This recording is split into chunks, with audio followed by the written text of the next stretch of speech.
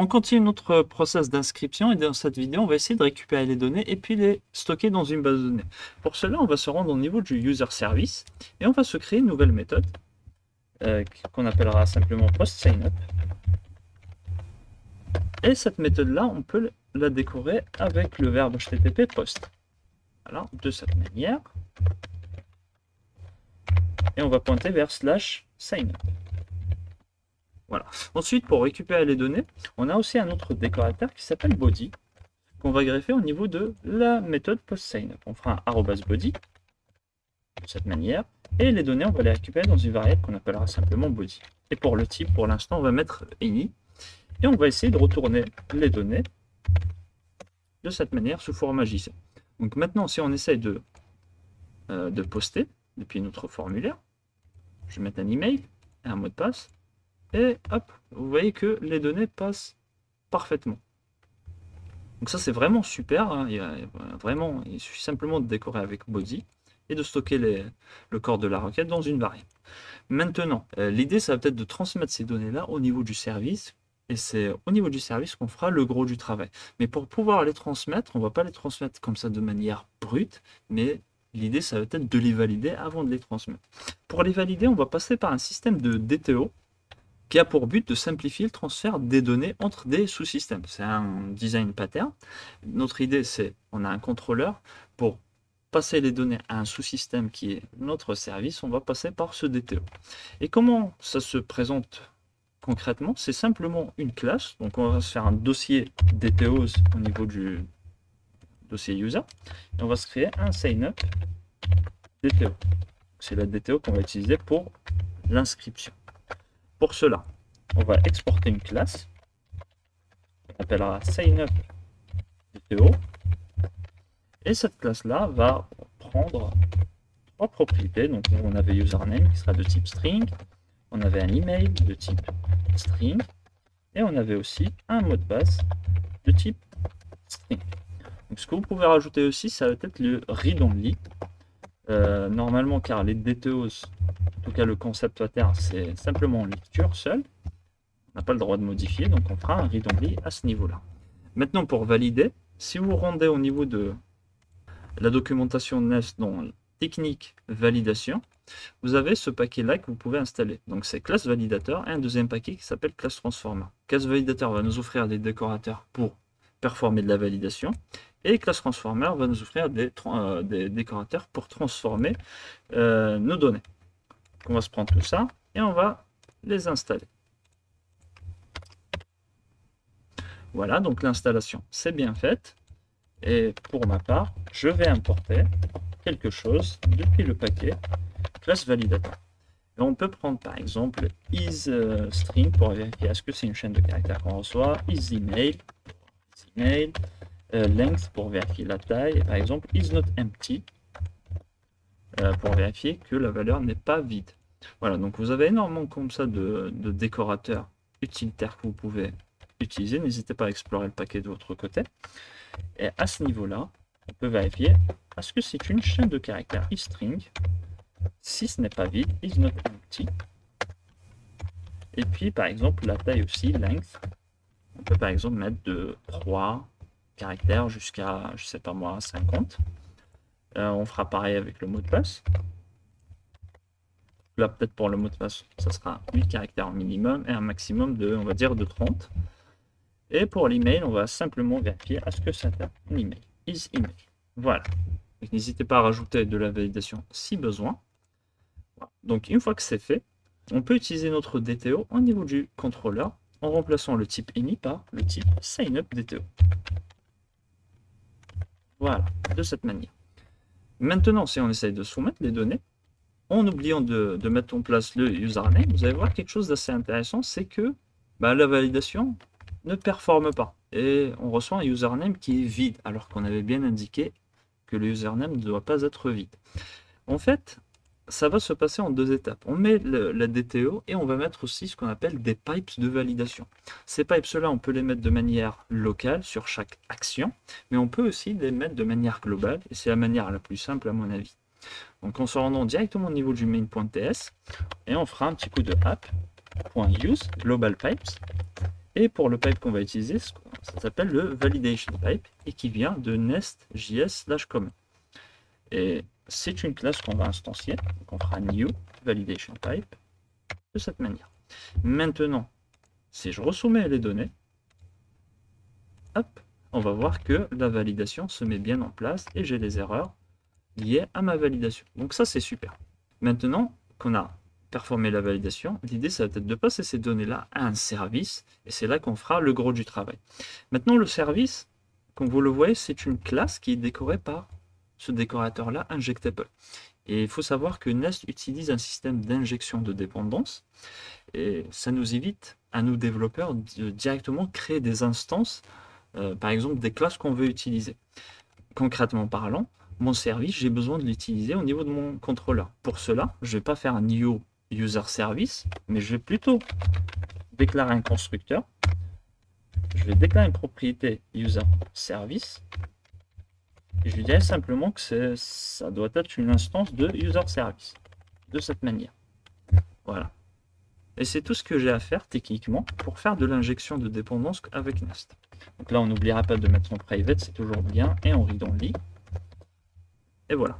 Maintenant, j'ai plus besoin de faire un new user service, mais je vais faire une référence directement à this.userService. Et je vais, par exemple, accéder à une méthode qui s'appelle postSignup. Méthode qui n'existe pas, et je me dis que peut-être cette méthode-là, je vais lui passer mon body. Donc on fera simplement ici correction rapide, et on va déclarer la méthode au niveau de ce service-là. Donc si on visite, voilà, je vois que ma méthode a bien été déclarée, et pour l'instant, il y a une erreur, comme quoi elle n'est pas encore implémentée. Donc, avant de l'implémenter, il nous faut une base de données. Si on se rend au niveau de la documentation de Nest, dans la partie database, voilà, on peut utiliser TypeORM. Pour l'utiliser, on va l'installer, TypeORM, le wrapper de TypeORM autour de Nest, et on va utiliser MySQL. On va prendre tout ça, et on va les installer. Voilà, donc une fois que l'installation s'est bien effectuée, on peut s'inspirer de la configuration qui est proposée au niveau de Nest.js, au niveau de la documentation. Et on va commencer par prendre le TypeORM module et on va se rendre au niveau du app module, donc le module principal de notre application. Donc ici, on va importer le type module.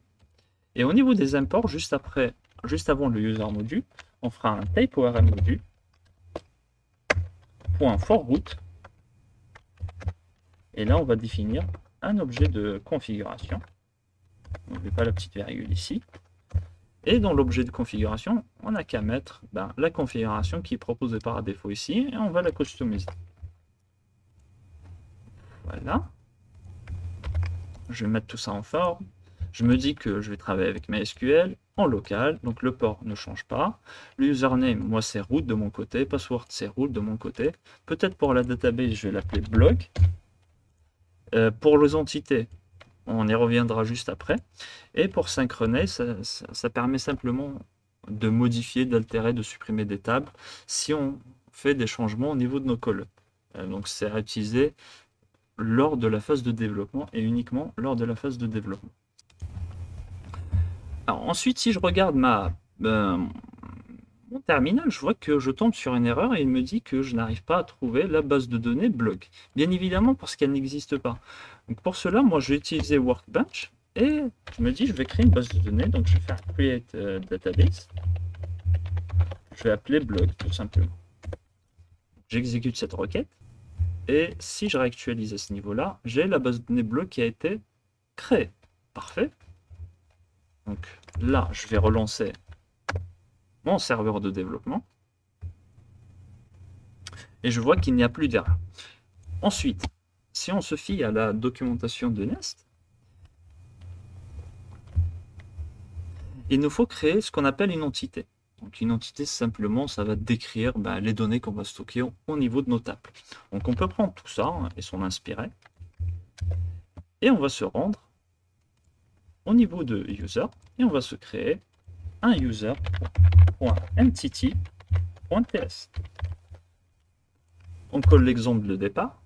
Donc tout ça vient depuis TypeORM. Donc moi je me dis j'ai besoin d'une clé primaire que je vais nommer ID, donc ça je ne vais pas y toucher. Peut-être rajouter un read-only ici, pourquoi pas. Moi j'ai pas de first name, mais j'ai un username. Je vais mettre un username. J'ai ici une chaîne de caractères. Je vais lui rajouter le read-only. J'ai un email. Je vais lui rajouter un read-only. Et j'ai un mot de passe. Et je vais lui rajouter un read-only aussi. Et le mot de passe va être de manière de type string, pardon. Donc ça, je retire. Et je me dis peut-être que mon email doit être unique. Donc là, je peux passer un objet d'option, mettre unique, true. Ça peut être pas mal aussi. Par défaut, c'est des champs qui ne vont pas être nuls. Donc si vous voulez qu'un champ soit nul, vous pouvez mettre nullable à true. Mais par défaut, c'est à false. Hein. Pour ma part, je ne vais pas le mettre. Et je suis assez satisfait de mon entité. Ensuite, on regarde un petit peu la base de données, la documentation, et on nous dit d'enregistrer cette entité au niveau de la clé entities. Donc on va le faire. Donc on va se rendre au niveau du module principal, entities, et je vais mettre user. Voilà. Je vérifie bien que l'import se fait. Ensuite, on me dit aussi d'enregistrer mon entité user au niveau du module auquel je l'utilise. Donc je vais prendre cette clé et je vais me rendre au niveau du user module. À ce niveau-là, je vais rajouter cet import.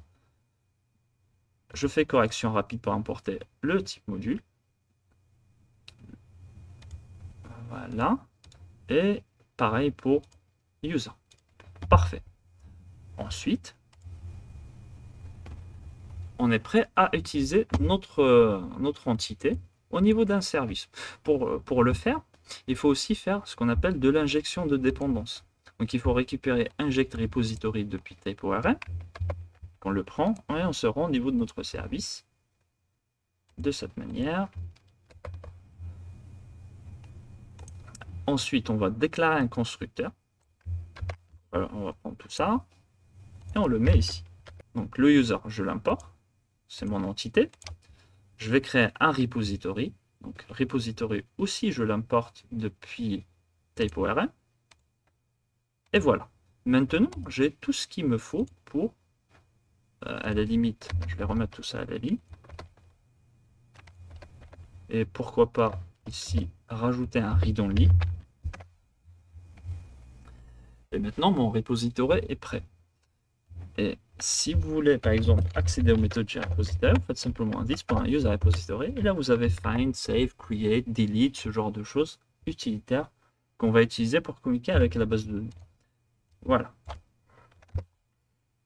Donc, première des choses pour enregistrer un utilisateur, on peut, par exemple, hacher son mot de passe. Donc, on peut faire un constant quelque chose et on va extraire le mot de passe depuis le body. Password. Voilà. Ensuite, pour hacher un mot de passe, il nous faut une librairie. Donc, on va installer Bcrypt. Un petit coup de npm install de Bcrypt. Et vu qu'on est en TypeScript, on va rajouter sa déclaration de type en dépendance de développement en faisant @types /bcrypt. Comme ça, on aura de l'autocomplétion. Ensuite, on va importer tout comme Bcrypt depuis Bcrypt. Voilà. Donc on va préfixer cette fonction-là pour qu'elle soit asynchrone. On fera un petit coup de try catch, hein, si besoin. Voilà. Au niveau du try, je remonte mon mot de passe. Je crée une nouvelle variable que je vais appeler h, qui fera simplement await de bcrypt.h. Donc je lui passe le mot de passe à hacher et pour le sel, je vais mettre 10. Ensuite, pour enregistrer l'utilisateur, on fera simplement, on va créer une variable user et on fera simplement un 10.userRepository.create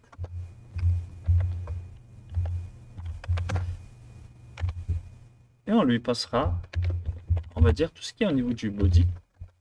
Et pour le mot de passe, on dira que c'est notre hash. Voilà. Après, on fera un petit coup de wait de this.userRepository.save dans notre utilisateur. Voilà. Aussi simple que ça. Et après, on peut s'imaginer retourner, par exemple, une chaîne de caractères qui dira simplement user created. Voilà, de cette manière. Vous pouvez bien évidemment annoter de manière explicite ici votre fonction de retour en faisant simplement un petit coup de promise slash string. Voilà, de cette manière. Et si on a des erreurs, pour le moment, on ne va pas les gérer, mais on reviendra juste après.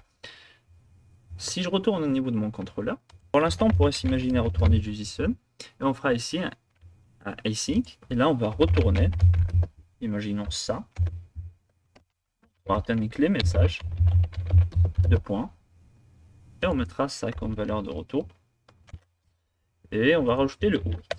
Voilà. Donc on va tester cette implémentation. Et si je m'inscris maintenant avec les bons identifiants, hop, voilà, j'ai le message user created. Je vérifie au niveau de ma base de données. Donc je regarde au niveau de mes tables, j'ai une table user, je clique dessus et je vois que ça m'a sélectionné le premier utilisateur, le mot de passe est bien haché et c'est parfait. Maintenant, imaginons qu'on veut que les emails soient uniques. Donc si on regarde un tout petit peu l'entité, on avait dit qu'on pouvait le faire de cette manière.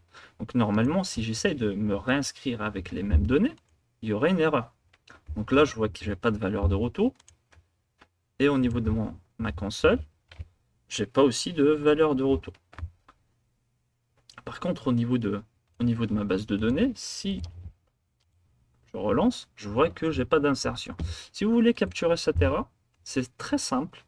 Donc ça va se passer au niveau du service, à ce niveau-là. On peut par exemple, pour l'instant, faire simplement un console log de l'erreur et voir ce qu'il en retourne. Point message. Et essayer de s'inscrire avec les mêmes données. Voilà. Je regarde ici et il me dit duplicated entry. Donc ça, c'est vraiment pas mal du tout. Et je me dis bien que ici, si j'ai une erreur, je peux faire un throw. Et ce qui est bien avec Nest, c'est qu'on peut avoir énormément d'exceptions qu'on peut lever. On fera un throw new, par exemple, conflict error. Je ne sais pas si ça s'écrit comme ça. Voilà. Et normalement, on peut l'importer. À la limite, on va directement l'importer ici. Au niveau de Nest Common, on peut faire un conflict exception, pardon, ce n'est pas conflict error. Voilà. Et on lui passera par exemple, alors vous pouvez lui passer un message générique ou vous pouvez simplement passer le message qui a été capturé par cette erreur là. Et ça, ce qui est bien, c'est que ça renvoie un statut code 409. Et, simplement, ça indique qu'il y a un conflit au niveau de, on va dire, de l'email. Maintenant, si on réactualise, voilà, on a cette erreur là. 409 duplicated entry. Donc voilà un petit peu pour cette vidéo. Vous voyez que c'est assez simple de mettre en place une base de données et de faire un petit peu la logique métier. Dans la prochaine vidéo, on mettra en place le système d'inscription de session et on va essayer de faire persister la session.